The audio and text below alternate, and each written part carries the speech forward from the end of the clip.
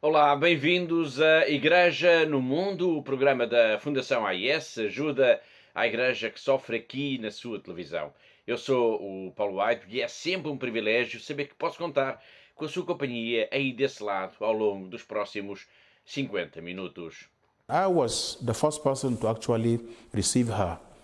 She was a broken woman. You can imagine your husband killed in your presence, and then your children, not one, not two, not three, not four. I mean, four of them killed in your. She was a broken woman completely. And so when I listened to her story, I could say nothing. I just looked at her. Não conseguiu dizer nada. O bispo auxiliar de Maiduguri, na Nigéria, está a contar-nos a história de uma mulher, de uma cristã, Maria Zira, uma sobrevivente da brutalidade do Boko Haram, o grupo terrorista que pretende impor um califado na região norte deste país africano. Esta é uma história perturbadora, mas temos de a contar. Temos de escutar Dom John Bakeni a contar-nos como foi o encontro com esta mulher, com esta cristã, que viu o marido e 4 dos seus filhos serem assassinados mesmo à sua frente. Esta é uma história perturbadora, mas temos de a contar para que o mundo saiba o que se passa na Nigéria, para que o mundo saiba o que os cristãos estão a sofrer, para que o mundo não fique indiferente a esta tragédia que está a acontecer agora neste país de África. Este vai ser, claro, um dos temas em destaque no programa de hoje, em que vamos conversar, como já é habitual, com a diretora da Fundação AIS aqui no nosso país, a Catarina Martins de Betancourt. Olá, Catarina. Olá, Paulo, e olá também a todos os nossos telespectadores. Estamos a falar da Nigéria. A situação é tão grave, a crise humanitária causada por estes terroristas é tão profunda que a Fundação AIS decidiu lançar uma enorme campanha de ajuda para esta igreja que sofre, para estes cristãos que são heróis e que enfrentam tantas vezes sozinhos uma ameaça brutal e que nos oferecem todos os dias incríveis testemunhos de fé e também de resistência. A campanha SOS Cristãos da Nigéria, que a Fundação AIS está a promover aqui em Portugal, mas também a nível internacional nesta quaresma, vai ser um dos temas do programa de hoje. Mas vamos começar por outro lado, pelo Chile. E porquê? Porque na madrugada de sábado, 4 de março, uma capela foi numa zona rural, na região de Araucania, foi queimada, foi totalmente destruída pelas chamas. A comunidade cristã local ficou consternada e não entende a razão por que tudo isto aconteceu. É que a capela de Nossa Senhora dos Raios foi queimada por militantes de um movimento indígena. Catarina, que movimento é este? Bom, é um movimento Mapuche e esta não é a primeira vez que eles são responsabilizados por ataques a igrejas ou a capelas no Chile. Portanto, assim de uma forma muito resumida, Paulo, os Mapuches exigem ao Estado chileno a restituição das terras ancestrais que pertenceram à comunidade e que estão neste momento nas mãos dos grandes latifundiários e de empresas também florestais. Portanto, estes ataques que eles têm vindo a fazer são de facto uma forma de chamar a atenção do mundo para esta sua causa. Há pouco eu dizia que a comunidade local ficou consternada e não entende a razão deste ataque. Sim, e incompreensível até, Paulo, porque se trata de uma comunidade pobre, numa zona rural, e que até na própria comunidade é constituída por pessoas, por famílias mapuches. Depois do incêndio que destruiu por completo a capela, datada de 1952, percebeu-se que uma pequena imagem de Nossa Senhora, estava intacta, como se nada tivesse acontecido. E é verdade, a minha colega Magdalena Lira, que é a diretora do secretariado chileno da Fundação AIS, ela enviou-nos numa mensagem que nos enviou, ela diz que se trata de um pequeno milagre. Portanto, de facto, esta imagem de gesso de Nossa Senhora, que durante muito tempo esteve numa gruta ali próxima, foi então encontrada intacta e seguramente que agora isso irá ser objeto ainda de uma maior devoção popular. Este incêndio criminoso é apenas o mais recente de uma longa série de ataques contra igrejas no Chile. Um desses incidentes ocorreu em 10 de novembro do ano passado. Sim, e tratou-se igualmente de um ataque por grupos radicais ligados a este movimento Mapuche.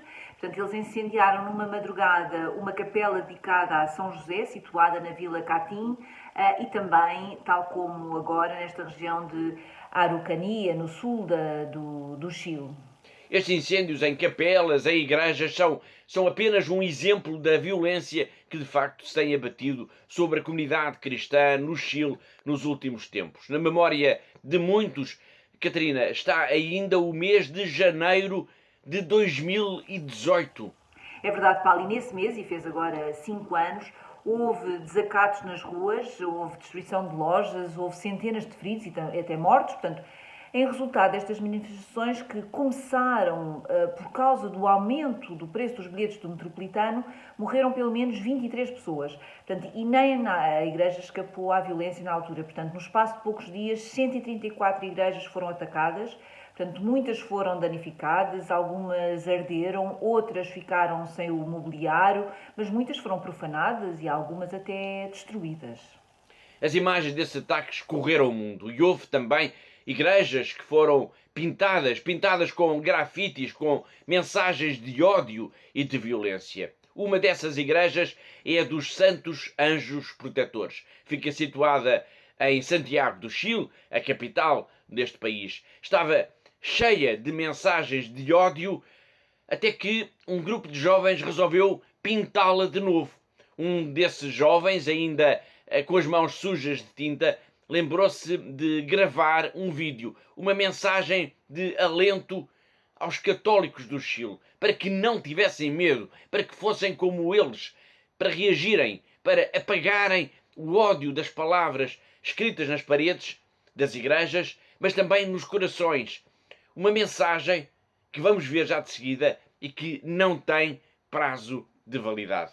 Estamos aquí en la parroquia de los Santos Ángeles Custodios. Vinimos a pintarla ya que fue rayada con muchos mensajes violentistas llenos de odio. Fue pintada con distintos colores y distintos mensajes. Entonces, quería hacerle una invitación a todos los católicos ahí que están en sus casas a salir a pintar sus iglesias, a defenderlas, a cuidarlas de los ataques, a volver a pintarlas. Si se las pintan de vuelta, pintarlas de vuelta así hasta que la gente se canse. Porque a nosotros nos importan nuestras iglesias y queremos cuidar. Porque esto no es de nosotros, es de Dios. No tengan miedo, tengan esperanza, no cedan ante el miedo y las intimidaciones y viva Cristo Rey.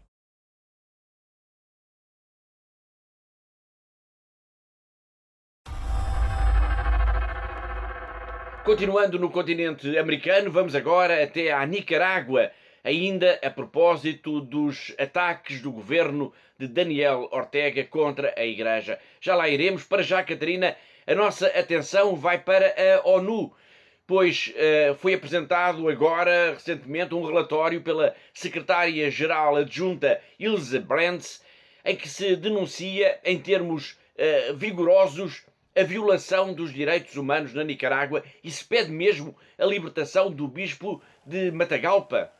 É de facto um relatório muito importante que vem de facto colocar ainda mais pressão sobre as autoridades da Nicarágua. Portanto, neste documento, que foi apresentado no Conselho dos Direitos Humanos em Genebra, no passado dia 3 de março, pela secretária-geral adjunta da ONU, Ilse Queris, é denunciada a degradação dos direitos humanos na Nicarágua desde dezembro de 2022. Portanto, havendo uma referência explícita, como o Paulo acabou de dizer, à situação do bispo de Matagalpa e administrador apostólico da Diocese de Estela e Dom Rolando Alvarez, que, como comunicámos aqui no passado programa, foi condenado a 26 anos e 4 meses de prisão. O prelado, recorde-se, foi acusado de traição à pátria, destituído da sua nacionalidade e privado dos direitos políticos para toda a vida. Que diz a ONU também, Catarina, sobre isto? Bom, diz que se trata de uma legalidade. Portanto, esta responsável das Nações Unidas afirma mesmo que a sentença contra o bispo foi proferida sem julgamento prévio e refere ainda outras situações também de arbitrariedade, como a deportação a 9 de fevereiro de 222 pessoas, A condenação à revelia a 15 de fevereiro de mais 94 indivíduos, também eles por traição à pátria, e entre muitos outros casos, Paulo, há um que inclui um padre nicaragüense que foi proibido de regressar ao seu próprio país. Há pouco eu disse que havia desenvolvimentos nesta campanha das autoridades da Nicarágua contra a Igreja. De facto, as medidas repressivas parecem não ter um fim à vista e abarcam já mesmo áreas tão distintas como a educação ou até o trabalho social. É verdade, Paulo, e de facto, na semana passada ficámos a saber que foi decretado o encerramento forçado de duas universidades católicas, a de São João Paulo II e a Autónoma Cristã da Nicarágua. Além disso, o governo de Manágua também decidiu fechar a Fundação Mariana, uma instituição ligada à Igreja Católica de combate ao cancro, e também foram encerrados dois escritórios da Cáritas, o da Cáritas Nacional e da Cáritas da Diocese de Jinotopega. Antes dessas medidas, conhecidas na semana passada, as autoridades já tinham decretado a proibição de qualquer celebração, de qualquer procissão nas ruas durante esta Quaresma e Semana Santa. Mas há mais. Sim, de facto parece que há sempre mais, Paulo. Portanto, o Governo tem estado a advertir e a prender os padres que mencionam o Bispo Matagalpa nas suas celebrações e pelo menos 2 sacerdotes já terão sido presos e há também padres cujos sermões das missas estão a ser gravados. Portanto, neste momento o clima de repressão é tão grande que já ninguém ousa falar publicamente ou pedir publicamente para a libertação do Bispo Alvarez. E os fiéis neste momento têm receio de que também os seus padres e os seus bispos possam vir a ser presos. Obrigado, Catarina. Estamos a falar então da Nicarágua a propósito de um relatório produzido pela ONU. No final da reunião em que esse documento foi apresentado publicamente, a secretária-geral adjunta Ilse Brands referiu sumariamente as medidas que as Nações Unidas querem que o governo de Manágua implemente de imediato. We call on the state of Nicaragua to unconditionally release the 37 persons still arbitrarily deprived of their liberty, including Monsignor Alvarez, whose health condition is unknown, and to restore the nationality and other civil, political, social, and economic rights to the more than 300 persons affected by the recent decisions. We also urge Nicaragua to repeal all legislation that impedes the exercise of political participation, freedoms of expression, assembly and association, the right to nationality, and the right to property, with legal security. Agora vamos até à Índia, a uma Índia ainda carregada de memórias portuguesas, para falar de uma história, no mínimo, estranha, para não dizer absurda até. É que em Damão as autoridades locais estão a considerar a possibilidade de virem a destruir uma capela da Igreja Católica com mais de 400 anos de existência para a construção de um campo de futebol. Bom, isto dito assim parece inacreditável, mas a verdade é que, Catarina, isto está mesmo a acontecer. Sim, Paulo, de facto está a acontecer e está a deixar a comunidade católica de Damão apreensiva perante esta possibilidade de uma das suas capelas mais antigas, a de Nossa Senhora das Angústias, poder vir ser destruída para dar lugar, como acabou de referir, à construção de um campo de futebol. O assunto já chegou à Presidência da República Portuguesa e até Dom Duarte, o herdeiro da coroa, reclama, isto em declarações à Fundação AIS, uma intervenção urgente antes que aconteça algo de irreversível. Já vamos escutar essas declarações. Para já, Catarina, qual é que é a posição de Marcelo Rebelo de Sousa? Bom, a Fundação AIS sabe que foi enviada de facto uma carta e que o Presidente à Presidência da República, denunciando este caso, que representa no mínimo um desrespeito por uma comunidade religiosa, os católicos, mas também pela memória portuguesa e pelo património cultural, claro. E a carta teve resposta? Sim, teve. Portanto, a embaixadora Maria Amélia Paiva, que é a consultora diplomática de Marcelo Rebelo de Sousa, respondeu à carta dizendo que o Presidente da República acompanha com muita atenção esta situação da Capela de Nossa Senhora das Angústias, em Damão, através dos canais diplomáticos usados para o efeito. É uma resposta curta, mas que revela pelo menos a preocupação do Presidente da República face a esta ameaça de destruição de uma capela em Damão para a construção, como já disse, de um campo de futebol. Mas como é que é possível fazer isto? Estamos a falar de um edifício carregado de história e com mais de 400 anos.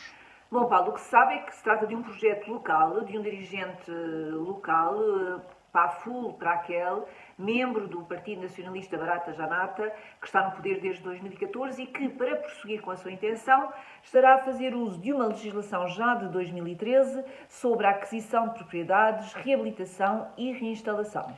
Podemos ver aqui neste episódio um sinal da hostilidade de grupos nacionalistas hindus contra as minorias religiosas na Índia, nomeadamente, Catarina, os cristãos? Infelizmente, sim, e este é um caso que aparentemente revela de facto que pelo menos há uma enorme insensibilidade face ao que deveria ser a preservação do património cultural, de uma herança histórica de séculos, mas também mostra ao mesmo tempo estes sinais de respeito pelos valores de uma comunidade religiosa muito pequena na Índia, os católicos, mas, no entanto, é uma comunidade muito importante na história do país e especialmente ali naquela região de Daman. O que o responsável do governo local não estaria seguramente a contar é que toda esta polémica que isto está a gerar já a nível internacional chegasse tão longe. Portugal tem alguma responsabilidade histórica sobre o território de Damão e não é só o Presidente da República Portuguesa que está a acompanhar este caso. Também a comunidade monárquica, normalmente muito ativa nas questões de defesa do património, está a seguir esta situação. Dom Duarte, o chefe da Casa Real e herdeiro da coroa portuguesa, referiu ao telefone, em declarações exclusivo à Fundação AIS, que este assunto deve mobilizar o governo de Lisboa, deve inclusivamente ser abordado na ONU, até porque há neste episódio, esta situação, um sinal da presença de grupos nacionalistas hindus que, diz Dom Duarte, odeiam a minoria católica. Creio que isto terá sido uma iniciativa de alguns radicais, fundamentalistas, que odeiam tudo o que seja memória católica. Infelizmente, atualmente há uma tendência de fundamentalismo hindu em certas pessoas da nacionalidade indiana. Creio que uma ação internacional de pedidos e de intervenções junto ao governo federal indiano e ao Presidente da República da Índia, que são certamente úteis. Isso realmente é um assunto que deveria interessar também as Nações Unidas e as instituições internacionais preocupadas com a liberdade religiosa, porque quem persegue dessa maneira os católicos também vai perseguir os muçulmanos e outras minorias religiosas. Não é? Acho que certamente devia ser feito alguma coisa com diplomacia, contacto, né, para não piorar a situação. Mas, sim, certamente devia ser feito, nomeadamente, não sei se há algum acordo, deve haver algum acordo de cooperação cultural entre a União Indiana e Portugal, e temos um cônsul em Goa, não é? E, portanto, eu acho que, de facto, a autoridade portuguesa devia urgentemente, pelo menos, pedir a suspensão de algum ato que seja possível, não é? Não de um dia para o outro, deixa tudo abaixo e depois já, bom, não há nada a fazer, não é? Isso era muito importante. Da Índia, desta história difícil de compreender, vamos agora até à Síria, ainda por causa do brutal sismo de 6 de fevereiro que causou milhares de mortos. Nas últimas semanas, nós temos vindo a acompanhar por aqui o trabalho de apoio às comunidades cristãs mais afetadas pelo terremoto e importa fazer como que um ponto da situação. Catarina, como é que estão as coisas a decorrer nesta enorme campanha de ajuda à Síria que foi desencadeada depois do sismo de fevereiro? Bom, Paulo, começo mesmo por aí. Portanto, é de facto uma enorme campanha de ajuda à Síria que está já já numa segunda fase, não é? Em que tem neste momento a ver mais com a recuperação das casas que sofreram danos, mas que podem ser reparadas, e também no apoio ao alojamento de todos aqueles que ficaram sem casa e que precisam de facto de um lugar para viver. Estamos a falar em quantas pessoas, Catarina?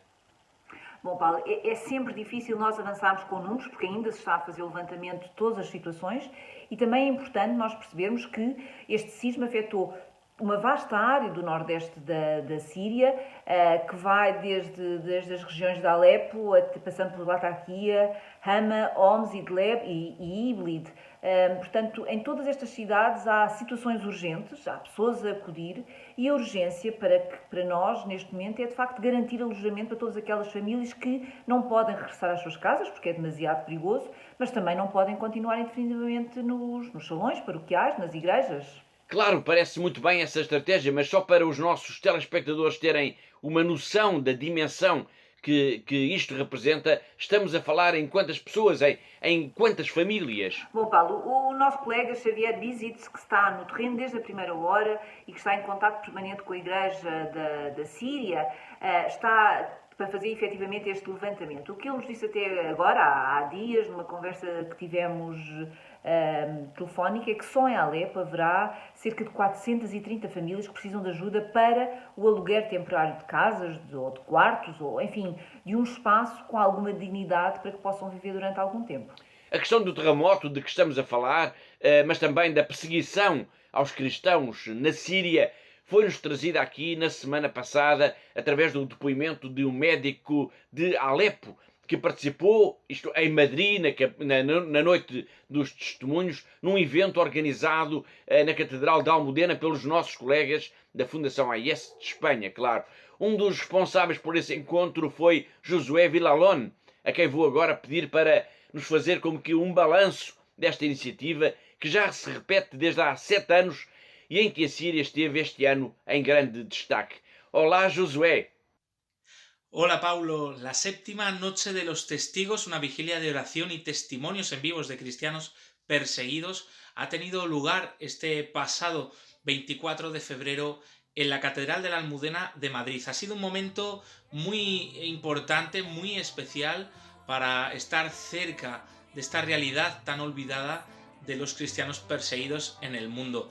Destacar 2 momentos fundamentales, como ha sido el testimonio de Freddy Hanna, un joven laico de Siria, como contó la historia de él y su familia que al comienzo de la guerra civil en Siria sufrieron las amenazas por parte de grupos radicales yihadistas, amenazas de convertirse al Islam o entregar todas sus posesiones, de convertirse al Islam o ser decapitados. Ellos prefirieron dejarlo todo y marcharse tristemente del país. Actualmente este joven sirio vive en España y ha tenido la valentía de contar esta historia, una historia de fe fuerte, porque como él explicaba, para ellos la fortaleza en esos momentos de persecución ha sido su fe en Jesucristo, y no abandonar esta fe ha sido lo que a ellos les ha mantenido con esperanza para rehacer sus vidas, y también, por supuesto, pidió oraciones por la iglesia en Siria, una iglesia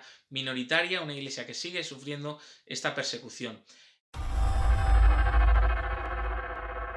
Foi Josué Villalón, o nosso colega da Fundação AIS de Espanha, a recordar-nos o depoimento, a história de Freddy Hanna, o médico de Alepo que teve de fugir da Síria por causa da perseguição de grupos jihadistas. A Noite dos Testemunhos em Madrid ficou também marcada este ano pela intervenção poderosa de um padre do Burkina Faso, outro país onde a coragem dos cristãos é posta à prova todos os dias.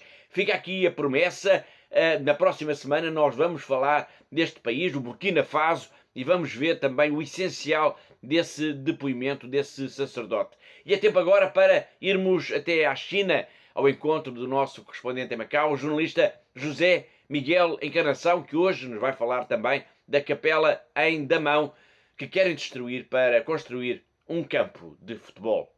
O Clarim, o semanário católico de Macau, entrevistou há dias o padre Joaquim Loyola Pereira, ele que é o atual secretário pessoal do cardeal Dom Filipe Neri Ferrão, o atual arcebispo de Goa e Damão, na Índia.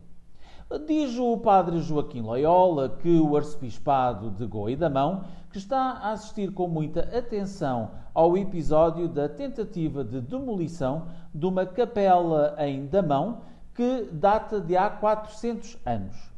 Para o padre Joaquim Loyola, este é mais um episódio de perseguição aos cristãos na Índia, uma vez que o movimento hindu se tem radicalizado nos últimos anos. Para os descendentes de portugueses, os portugueses que chegaram à Índia há mais de 400 anos, esta é uma situação que os entristece, uma vez que também pela religião, temem que o legado português se venha a perder de vez. Foi José Miguel Encarnação, o nosso correspondente em Macau, na China, e assim chegamos ao fim da primeira parte do nosso programa. Na segunda parte nós vamos escutar a história que o Bispo da Nigéria tem para nos contar, de que vimos o início do programa uma parte, e vamos ainda falar das campanhas de apoio não só a este país africano, mas também à Ucrânia. E vamos, claro, retomar a conversa com o padre Lucas Perozzi, que está em Kiev, a capital da Ucrânia, e que nos concedeu uma grande entrevista. Vale a pena ficar aí desse lado para escutar tudo o que temos ainda para lhe contar. Mas agora vamos para um breve intervalo. Até já.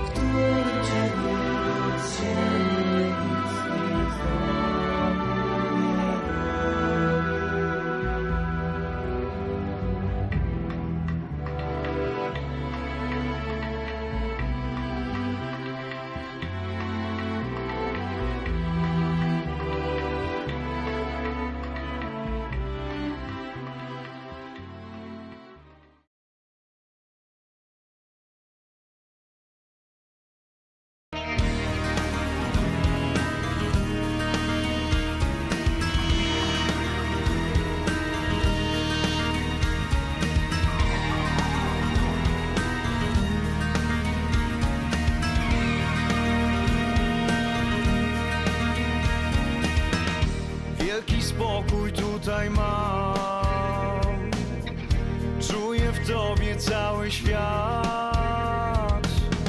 Twego serca ruch, jak muzyki rytm, bezpieczeństwo dajesz mi.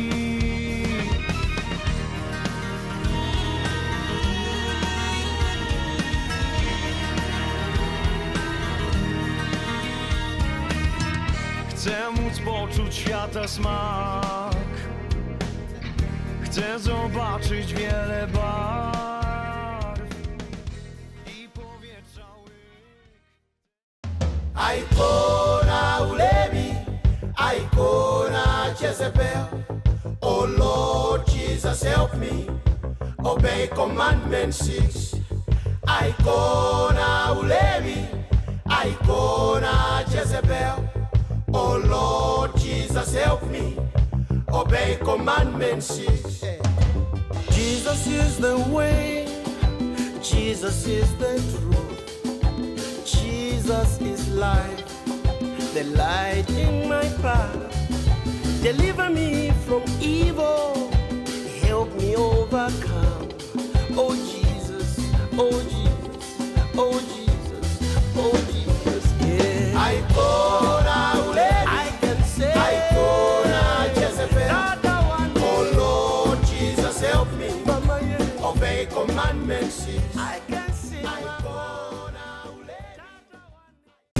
Our ultimate end was a pan, my hard decision. Choosing truth or not, with its power and precision to set us free, responsibly for the fullness of love to the end. Set me free, yeah. Our ultimate end will depend on our decision. My ultimate Or not, with its power and precision to set us free, responsibly for the fullness of love to the end. Set me free, yeah. Deceit and deception. We need divine protection. Divine protection. Deceit and deception. We need divine protection. We need divine protection. Deceit and deception. Rescue me. We need divine protection. We need divine protection. Deceit and deception. Rescue me. We need divine protection. We need divine protection.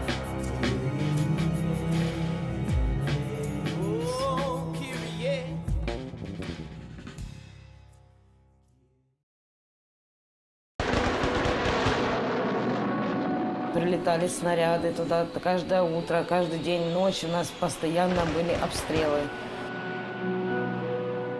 Словами это не передать, как мы жили 22 дня в подвале.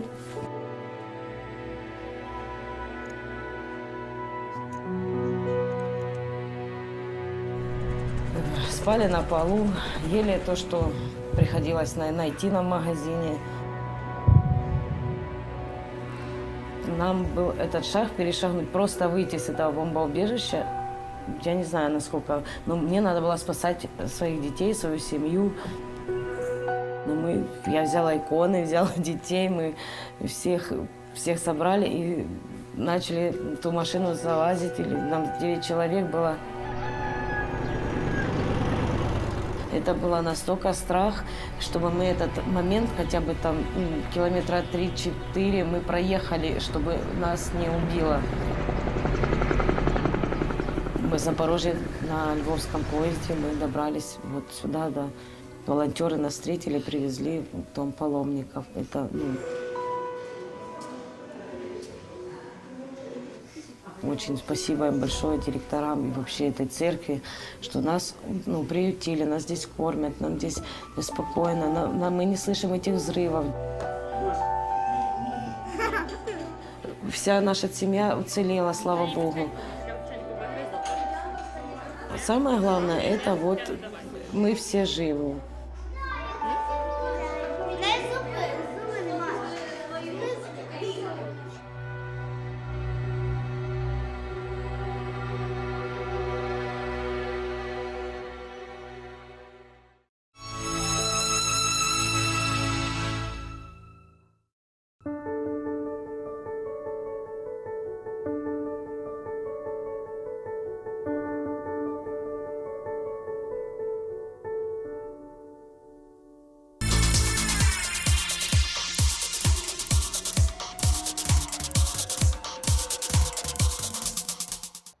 Olá de novo, está a ver Igreja no Mundo, programa da Fundação AIS aqui na TV Canção Nova. Eu sou o Paulo Aide, comigo está a Catarina Martins de Betancourt, diretora da Fundação AIS aqui em Portugal. No arranque do programa nós vimos o Bispo Auxiliar de Maiduguri, na Nigéria, a falar-nos de uma mulher cristã que tinha sobrevivido à brutalidade do Boko Haram. Esta história, eu disse-o há pouco no arranque do programa, é perturbadora, mas temos mesmo assim de a contar. Precisamos de escutar o que Dom John Bakeni nos tem para dizer sobre esta mulher que viu o marido e 4 dos seus filhos serem assassinados mesmo à sua frente. É preciso que o mundo saiba o que se passa na Nigéria, que o mundo saiba o que os cristãos estão a sofrer, que o mundo não fique indiferente a esta tragédia que está a acontecer agora neste país de África. É por causa de histórias assim, e há milhares de histórias assim, que a Fundação AIS decidiu lançar nesta quaresma, Catarina, uma campanha que é SOS Cristãos da Nigéria. Sem dúvida, Paulo, e nós temos uma dívida para com estes cristãos da Nigéria, um dos países onde a perseguição religiosa de facto é mais intensa, é mais brutal. Portanto, eles são perseguidos, eles são violentados de forma impiedosa, como aconteceu com a mulher de que nos fala o bispo auxiliar de Makurdi, mas não desistem, não deixam de assumir publicamente a sua fé, mesmo que por causa disso possam colocar em risco a própria vida, mas como nós dizemos tantas vezes, Paulo, eles de facto são heróis e nós, tudo o que nós possamos fazer por eles será sempre pouco. A campanha da Quaresma da Fundação AIS procura mobilizar os benfeitores portugueses para o apoio à Igreja na Nigéria. Quais são, Catarina, então, os grandes objetivos desta campanha? Bom, Paulo, em primeiro lugar, nós queremos denunciar ao mundo a situação trágica que se vive na Nigéria no que diz respeito à violação flagrante dos direitos humanos, nomeadamente no norte do país, onde atuam grupos terroristas, com destaque claro para o Boko Haram, e que pretendem implantar à força um califado. O terrorismo dos grupos jihadistas é a maior ameaça aos cristãos na Nigéria?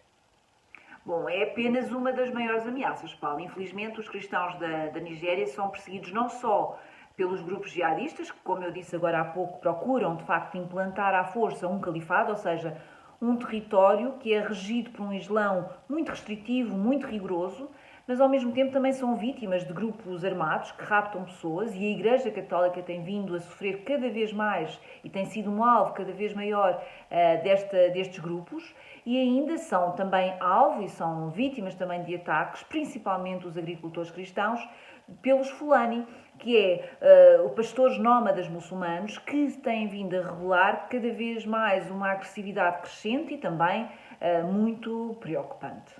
Está a fazer-nos um retrato negro da Nigéria. Mas não é possível falar da Nigéria de outra forma, Paulo. De facto, e é importante também nós dizermos aqui aos nossos telespectadores que a Nigéria é o país mais populoso da África, com cerca de 206 milhões de pessoas. Igualmente é também a maior economia deste continente africano, mas por causa de todos estes ataques, por causa de toda esta violência, e os cristãos representam 46% da população e vivem por vezes na maior das pobrezas, e nós não os podemos abandonar, Paulo. Para ajudar a explicar esta situação que se vive na Nigéria e também a urgência da ajuda à Igreja e à comunidade cristã, a Fundação AIS produziu para esta Quaresma uma pequena revista, um boletim, que está já a chegar à casa de milhares de portugueses. E fica já aqui esse convite para pedir um exemplar que será enviado gratuitamente para a sua casa. Basta fazê-lo na internet, em fundação-ais.pt, repito, fundação-ais.pt, ou se preferir, pode pedi-lo pelo telefone 21 754 4000, 21 754 4000. Há alguma informação neste boletim, Catarina, que queira destacar aos nossos telespectadores? Bom, eu acho que tudo o que vem ali escrito, publicado neste boletim é importante, e tenho a certeza de que ninguém ficará indiferente às histórias que contamos, aos apelos a que damos voz. Eu gostaria de dizer aqui aos nossos telespectadores que esta campanha SOS Cristãos Nigérias é para apoiar todas estas comunidades cristãs que são perseguidas, que são ameaçadas. É para ajudar todos aqueles que mal conseguem sobreviver, é para ajudar todos aqueles que não têm um pedaço de pão diariamente para comer, é para todos aqueles, os fiéis, os padres, as irmãs, os bispos, os seminaristas, que precisam e que arriscam diariamente a sua vida para mostrar, para publicamente mostrar a sua fé, demonstrar a sua fé. E é para eles que nós existimos, Paulo. E esta campanha, de facto, é extraordinária para mostrar o que somos e para que servimos enquanto Fundação AIS. E que tipo de ajuda a Fundação AIS tem vindo a providenciar à Nigéria? Bom, são muitos projetos e todos eles são essenciais. Apoiamos, por exemplo, um centro de apoio para pessoas traumatizadas, depois de terem passado por experiências terríveis, como aquela mulher cristã de que nos falava há pouco o bispo de Makurdi, mas ajudamos também os deslocados, as pessoas, as famílias que foram forçadas a fugir por causa dos ataques dos terroristas e que, de um momento para o outro, ficaram sem o pouco que tinham. São milhões os deslocados na Nigéria. Sim, são efetivamente milhões de deslocados, Paulo. Só na Diocese de Makurdi, portanto uma das que nós mais apoiamos, há cerca de 2 milhões. São 2 milhões de deslocados numa única Diocese da Nigéria. E só para que os nossos telespectadores consigam perceber a dimensão desta tragédia, nós sabemos, e segundo os dados da ONU, que na Ucrânia, um país que está em guerra, como sabemos, há cerca de 5 milhões de deslocados internos. E aqui, só nesta Diocese da Nigéria, há 2 milhões.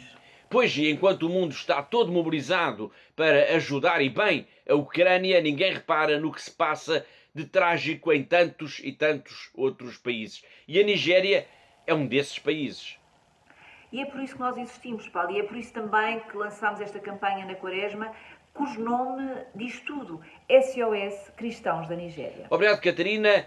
Comunidades muito pobres, sobrevivência do clero, estipêndios de missa, tudo isto leva-nos agora a apresentar uma pessoa muito especial, o Padre Tadeus.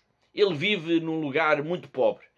A capela dele é feita de chapas de zinco. As casas por ali são quase todas elas miseráveis. Não há eletricidade, nem água. Não há nada além das pessoas que por lá vivem e dos animais. O Padre Tadeus Anasigve foi enviado para esta aldeia quase sem nome no meio da Nigéria. A sua missão é servir. Servir a comunidade, servir estas pessoas, viver com elas, viver para elas. A nossa missão, a da Fundação AIS, é servir padres como este, o Padre Tadeus. Living condition is very, very poor. The people don't even have water, lights, health care. There are security challenges. Every day you wake up, you hear one story of kidnapping or the other. But people, every day, they make effort to see Christ in one another. And that is why my Archbishop posted me to this place, alongside other priests that were posted to other pastoral areas, which are up to 54, with about 179 priests. And these priests are suffering the same challenges. As a priest, we try to live just like the scripture says. Eat whatever that is set before you. So whatever that the people can provide, I manage with it.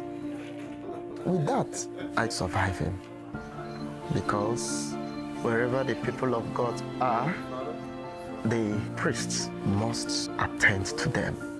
Wherever the faith is built, that faith must always be sustained. And that is why we hope and pray that men and women of goodwill all over the world will come to our aid and support us. ACN, and that is why we appeal to you to support us as you do for needy churches in the world. Amen.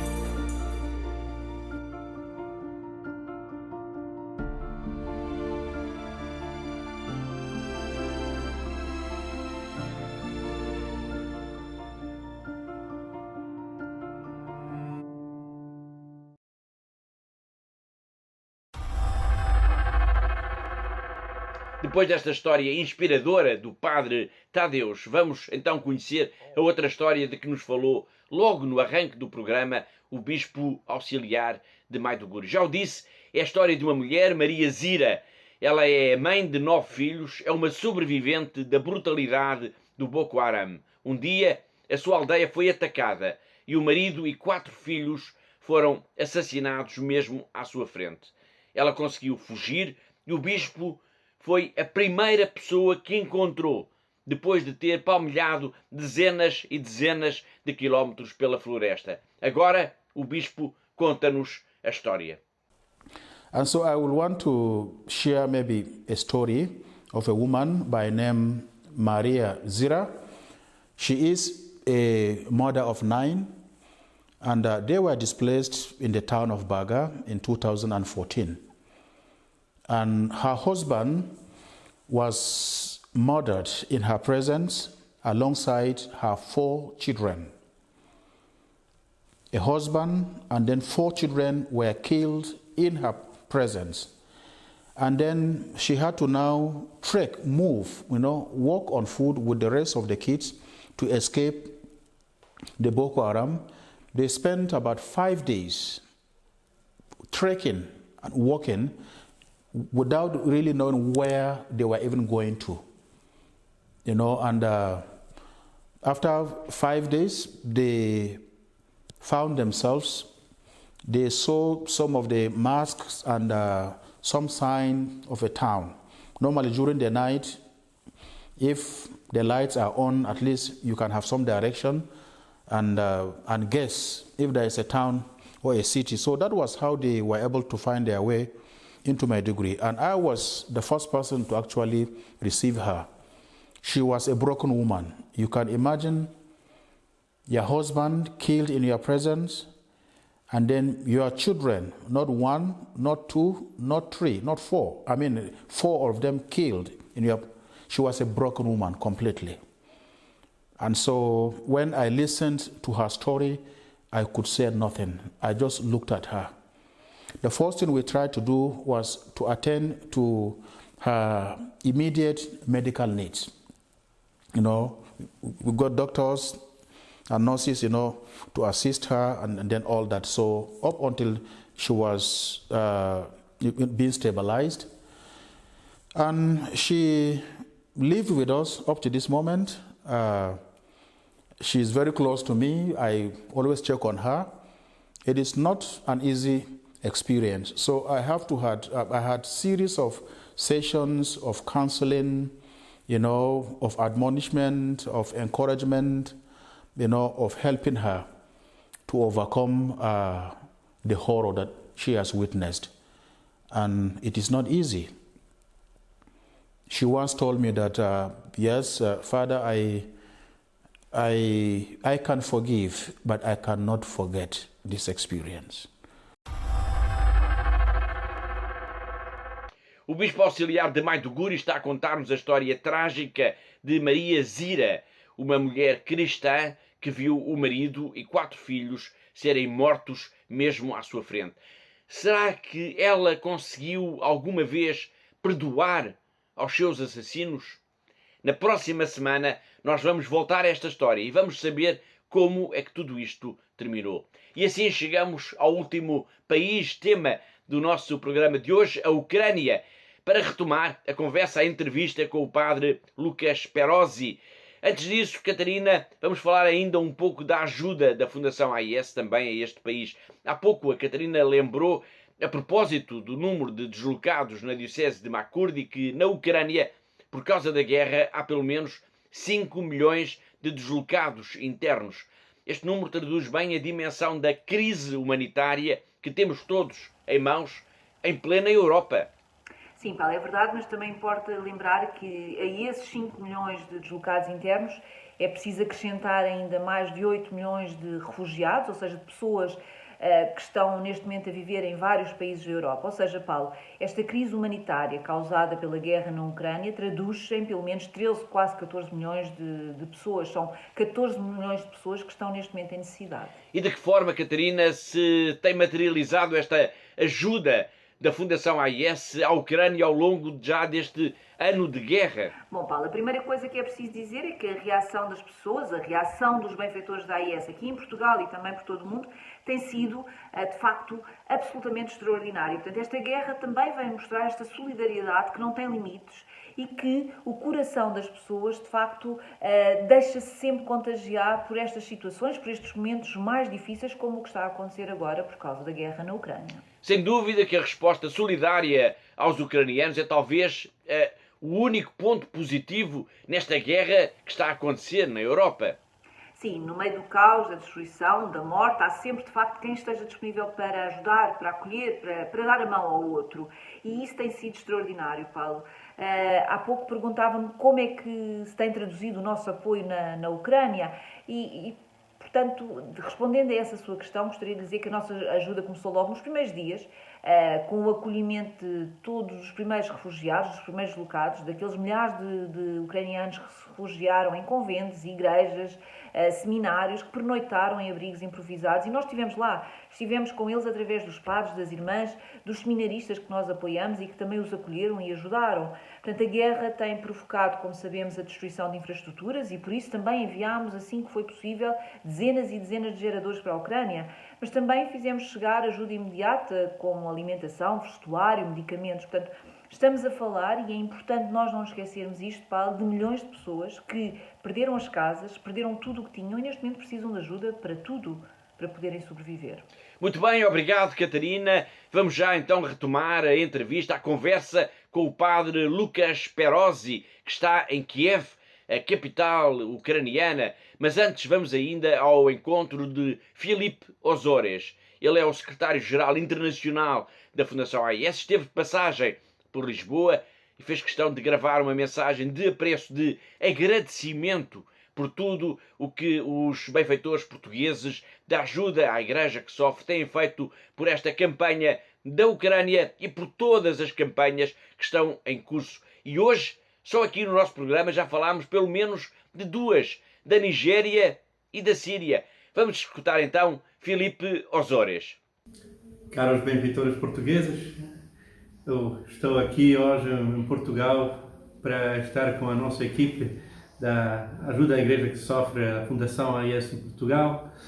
E isto é uma oportunidade para mim para agradecer a todos os benfeitores deste país tão caro para nós, tão importante para a nossa Fundação, as vossas orações e as vossas doações que estão a mover montanhas em todo o mundo. Agora mesmo, especialmente nesta quaresma, temos os cores e os nossos parceiros na Nigéria, um país sofrendo muito da persecução, da pobreza, de muitos conflitos. É um privilégio para nós estar com os nossos irmãos católicos na Nigéria para lhes ajudar nestes momentos tão difíceis. Mas também pensamos especialmente sempre nos irmãos e irmãs na Síria, no Oriente Médio, depois do terremoto, mas também com todos os outros problemas que têm. Eu mesmo vou estar ali a semana próxima para estar com eles e conhecer a atualidade dos seus sofrimentos, dos nossos projetos, mas também sempre da grande esperança que eles têm, até na situação pior, uma esperança que eles partilham conosco e que também para nós pode ser esperança nas nossas próprias vidas. Por isso, grande agradecimento, caros irmãos e irmãs.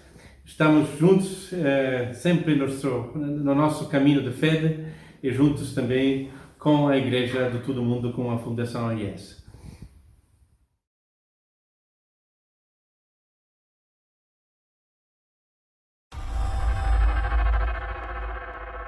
Foi Filipe Ozores a agradecer, através aqui do nosso programa de televisão, a ajuda que tem sido dada à Igreja que sofre em todo o mundo. E como temos visto, sofre de facto em muitos países. E um deles é a Ucrânia.